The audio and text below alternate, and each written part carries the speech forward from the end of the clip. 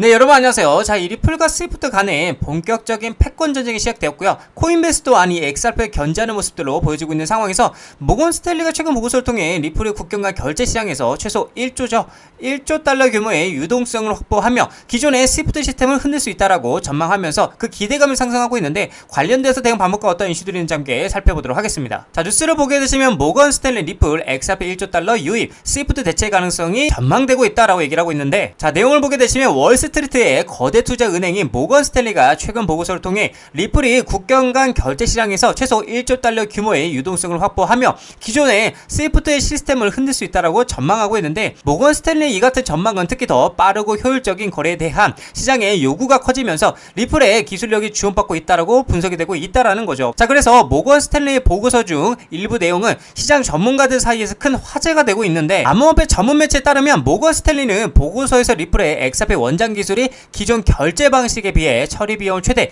60%까지 절감할 수 있는 잠재력을 가졌다라고 강조하고 있다라는 거죠. 자, 그래서 XRP 원장 설계는 은행의 거래를 위해 미리 자금을 예치해둘 필요가 없도록 해 은행 자본을 확보할 수 있는 이점을 제공한다고 주장하고 있고요. 이는 XRP가 진정한 브릿지 통화로 채택될 경우 금융 시스템에 큰 변화를 가져올 수 있음을 시사한다라는 겁니다. 그래서 리플 네트워크에 유입될 유동성 규모에 대한 의견은 분분하지만, 모건 스탠리 전문가들은 올해 리플 기반 ETF가 성공적으로 출시될 경우 1조 달러 규모의 시장 유동성이 추가될 것으로 예상하고 있다라는 거죠. 그래서 이 정도 규모의 자금 유입은 XRP 원장이 기존 금융 시스템을 뒤집기에 충분한 동력이 될 수 있다라고 평가하고 있다라는 거죠. 자, 그래서 리플의 이제 CEO죠. 브래디 갈랭하우스는 더 나아가 리플이 스위프트의 연간 거래량인 155조 달러 중 14%를 차지하게 될 것이라고 낙관적인 전망을 내놓고 있고요. 현재 11개의 XRP ETF 신청이 SEC 결정을 기다리고 있으며, 블룸버그 분석가들은 2025년 10월 말까지 진행될 가능성을 95%로 보고 있다라고 얘기하고 있습니다. 자, 그리고 한편 스위프트도 경쟁사 기술에 대한 관심을 보이며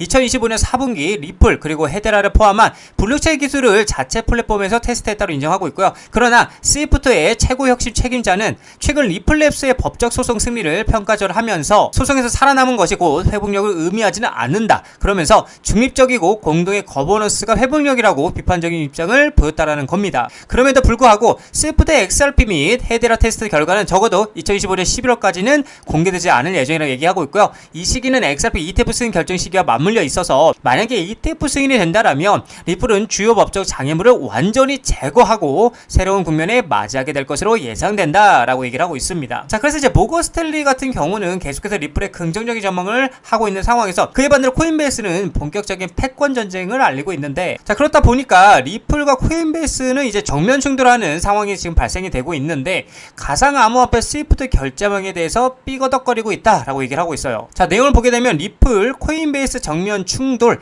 XRP 8억 개를 비밀 매도했다라고 얘기를 하고 있어요. 자, 그래서 암호화폐 업계에 따르면 코인베이스가 보유 중인 리플 XRP 지갑수가 급격히 줄어들었다고 얘기를 하고 있고요. 한때 970만 개에 달하던 XRP를 보관하던 콜드월렛은 현재 단 10개만 남았다. 그래서 보유량 역시 83%가 급감한 것으로 확인이 됐고요. 자, 이와 관련해서 암호화폐 투자자 스턴드루는 매도 물량의 72%가 유동성이 낮은 시간대에 집중됐으며 여러 지갑을 통해 매도 흐름을 위장했다라고 분석하고 있다라는 거죠. 그래서 매도 이후로는 코인베이스가 이더리움을 지지 세력과 이해관계를 공유하며 리플의 정치적 영향력을 약화시키기 위한 것으로 보고 있다라는 겁니다. 그래서 스위프트 연계 은행을 유동성 충격으로부터 보호하려는 의도가 있었다라고 주장하고 있는 거죠. 자, 계속해서 이렇게 이제 패권 전쟁이 시작이 되고 있는데, 자, 이러한 상황 속에서 영국의 대형 은행인 스탠다드 차타드는 더 이상 스위프트를 못 쓰겠다라고 하면서 그 대안으로 리플을 강력 추천하고 있고요. 거기에 모건 스탠리까지 동차하면서 이 리플이 스위프트를 대체할 국제결제 시스템으로 유력하다라고 언급을 하고 있는 상황인데, 자, 뉴스를 보게 되시면 모건 스탠리 리플을 스위프트 대체할 국제결제 시스템 유력대한 평가를 하고 있다라고 얘기를 하고 있어요. 자, 내용을 보게 되면 세계적인 투자은행 모건 스탠리가 국제결제 시스템 시장에서 리플의 잠재력을 높이 평가했다라고 암호화폐 전문 매체가 보도가 되고 있는데, 보도에 따르면 최근 암호화폐 연구원이 인용한 은행 및 금융법 검토 제36급 발췌본에 따르면 모건 스탠리는 리플의 기존 국제송금 시스템인 스위프트의 유력한 대안이 될 수 있다고 분석을 하고 있다라는 거예요. 자, 그래서 모건 스탠리는 리플이 분산 원장 기술이 금융기관의 결제 처리 비용을 최대 60%까지 절감할 수 있다고 평가를 했고요. 이는 송금 수수료 인하로 이어져 수혜자에게 더 많은 가치를 제공하고 있다라는 거죠. 이 기술은 특히 국경을 넘나드는 송금에 매우 매력적이라고 모건 스탠리가 얘기를 하고 있는 겁니다. 자, 그래서 리플 네트워크는 XRP를 활용해서 유동성을 확보하고 통화 간 가교 역할을 수행한다고 얘기를 하면서 이 덕분에 은행들은 사전에 자금을 예치할 필요 없이 즉각적인 국제 송금이 가능해져서 자본 효율성을 높일 수 있다라고 얘기를 하고 있는 겁니다. 자, 그래서 모건 스탠리의 분석에 따르면 리플의 기술은 결제 시간을 대폭 단축하고 거래 속도를 높이며 사기 위험을 완화하는 데 탁월하다라고 얘기를 하고 있고요. 이러한 장점은 리플이 국제 금융시장에서 매우 유리한 위치를 점하는 이유라고 모건 스탠리는 얘기를 하고 있는 겁니다. 특히 주목할 만한 부분은 이제 모건 스탠리가 리플 스위프트를 대체할 잠재적 대안으로 평가했다는 점인데, 스위프트는 50년 이상 국제금융 시스템의 중추 역할을 해왔지만 느린 처리 속도와 높은 수수료 문제로 비판을 받아왔다라는 거예요. 자, 그래서 일각에서는 리플이 스위프트를 완전히 대체하기보다 보완하는 역할을 할 것이다라고 주장을 하고 있고, 그러한 현재 여러 은행들이 블록체인 기반의 대체 시스템을 시험 운영하는 사례가 늘고 있어서 리플이 기존 금융 인프라에 새로운 변화를 가져올 것이라는 기대감이 커지고 있다라는 거예요. 자, 그렇다 보니까 SEC와의 법적 분쟁을 종결하면서 기술 및 시장 잠재력에 대한 관심이 다시 한번 불이 붙고 있고요. 리플은 온디맨드 유동성 통로와 RLUSD 스테이블 코인을 통해 글로벌 결제 시스템 개선을 목표로 하는 로드맵을 꾸준히 제시하고 있다는 거죠. 그래서 분석가들은 이러한 리플의 인프라가 스위프트가 장악한 시장의 일부를 차지할 가능성이 충분하다고 전망을 했고요. 모건 스탠리와 같은 주요 금융기관의 인정은 리플의 신뢰도를 높이고 더 많은 기관들의 도입을 유도하는 중요한 계기가 될 것으로 보인다라고 얘기를 하고 있는 거죠. 결론적으로 모건 스탠리의 평가는 국제 결제 시장에서 리플의 역할이 더욱 커지고 있다는 명확한 신호고요. 비용 절감, 그리고 빠른 속도, 그리고 강화된 보안을 제공하는 리플은 기존 금융 시스템의 한계를 극복하는 유력한 대안으로 부상하고 있다는 겁니다. 자, 그래서 리플이 스위프트와 어떤 관계를 맺으며 미래 금융 환경을 만들어갈지가 주목이 된다는 거죠. 자, 그래서 영국의 대형은행의 스탠다드 차타드도 더 이상 스위프트를 못 쓰겠다라고 하면서 그 대안으로 리플을 강력 추천하고 있는 모습들이 포착이 되고 있는데, 자, 스탠다드 차타드 결제 분야에서 리플과 스위프트 활용 사례에 대해서 폭탄 선언을 발표를 했었는데, 이제 영국계 메이저 은행의 스탠다드도 이제 스위프트를 어떻게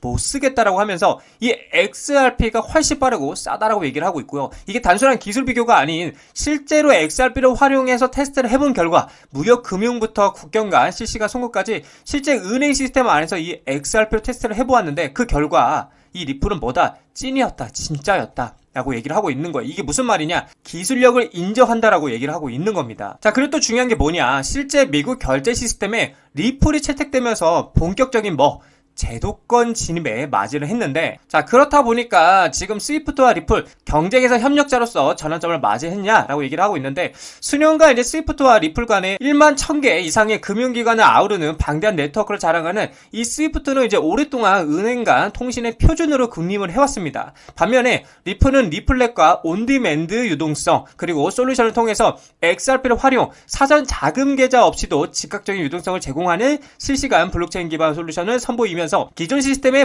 도전장을 내밀었다 이거죠. 자, 그래서 반코드의 발언은 이런 역학관계가 경쟁에서 협력으로 전환될 수 있음을 시사하고 있고요. 그는 항상 상대를 무너뜨릴 필요는 없다 그러면서 상대가 당신과 함께하도록 충분히 겁을 주면 된다고 언급했다라는 거죠. 리플의 기술 발전과 그리고 금융기관 네트워크 확장으로 인해서 스위프트와 같은 거대 기업조차 협상 테이블로 이끌어낼 수 있는 영향력이 커졌다라고 강조하고 있다라는 거예요. 그러니까 이 리플을 인정하고 있다라는 거죠. 자, 그래서 XRP 기존 금융 시스템의 비효율성을 해결할 열쇠라고 얘기를 하고 있어요. 이 XRP가.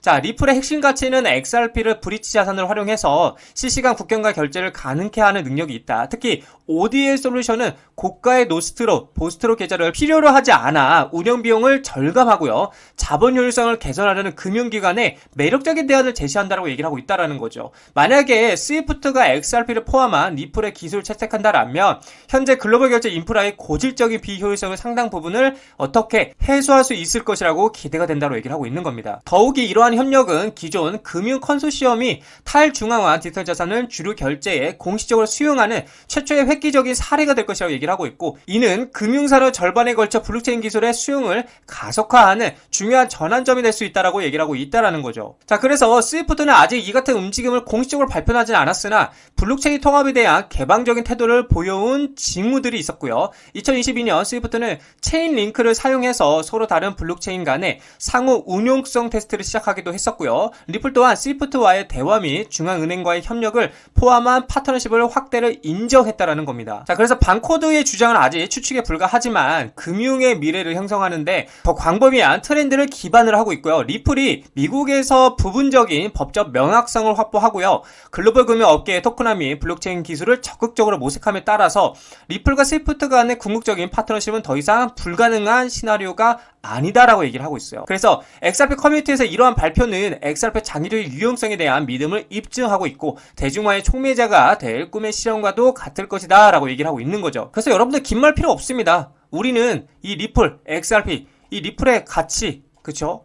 가치를 신뢰하고 믿으면서 밸류 인정하면 돼요. 그렇게 계속 우리는 뭐 한다? 투자해 나가시면 된다라고 말씀을 드리고 싶습니다. 자, 리플 차트를 보게 되시면은 제가 말씀드렸던 것처럼 4,000원짜리를 돌파하게 된다라면 어디까지 올라간다? 4,500원짜리까지, 즉 박스권 상단부인 이 4,500원짜리까지 리테스트하러 올라갈 가능성이 있다라고 제가 여러분들에게 말씀을 드렸는데 역시나 지금 강한 흐름을 보여주고 있는데 결국에 지금 중요한 거는 이 4,500원짜리를 돌파하고 이 위에 안착하는 그림이 나와줘야 이제는 진짜 전 고점 구간인 5,000원짜리를 강하게 돌파하는 흐름이 나와줄 수 있다라고 볼 수가 있는데 제가 계속 여러분들에게 말씀드리는 건 지금 이때와 상황이 굉장히 유사하다고 제가 말씀드리고 있고 여기서 계속해서 3,000원짜리를 지지하면서 모멘텀을 가지고 이 모멘텀이 폭발하면서 강한 상승력이 나왔던 것처럼 여기도 마찬가지로 4,000원짜리를 결국엔 지지하면서 계속 모멘텀을 가지고 큰 상승이 나와준다라면 매수세가 나와줄 수 있다라고 좀 여러분들에게 말씀을 드릴 수 있을 것 같습니다. 자, 그래서 우리는 지금 뭘 해야 되냐? 지금도 우리는 매수를 해야 된다. 매수를 하고 언제까지? 연말까지는 홀딩해서 가져가야 된다. 그렇게 된다라면 충분히 큰 수익을